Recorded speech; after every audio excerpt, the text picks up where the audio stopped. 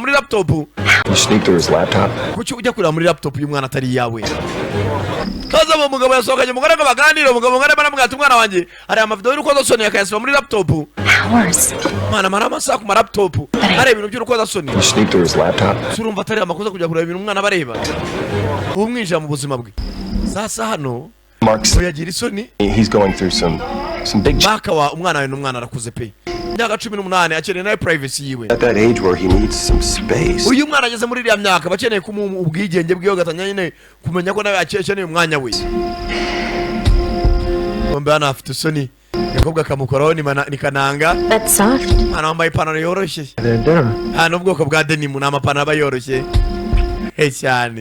Maybe he could use a male role model in this. Ariko umwana we binabaye byiza yashaka role model umuntu areberaho yireferaho mu iterambere rye. Randy, I couldn't agree more. You do. Ntabwo nabyihanganira. Ugomba kubyakira nyine atangiye gukura. This is great because Abana byiza noneho. And I totally took care of it. Ariko hari umuntu nahamagaye kandi nabyitayeho araza kumba hafi muri iyi minsi. Wahamagaye ndetse. Bagira hari wasoni. Wanindera? Sasa mama w'umwana ngo hari undi muntu yamuteje uzagituma ngo ataba wenyine.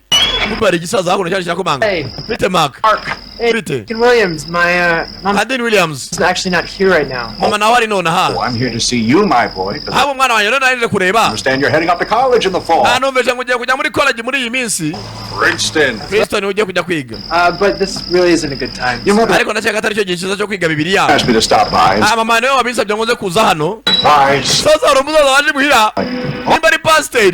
You have company. Ufite abashiti bawe se? just a few friends. Ana abashiti bakeya. Because I brought Bible trivia. Rwose nko mbabwa nabaza niba tugiye gusoma ijambo ry'Imana.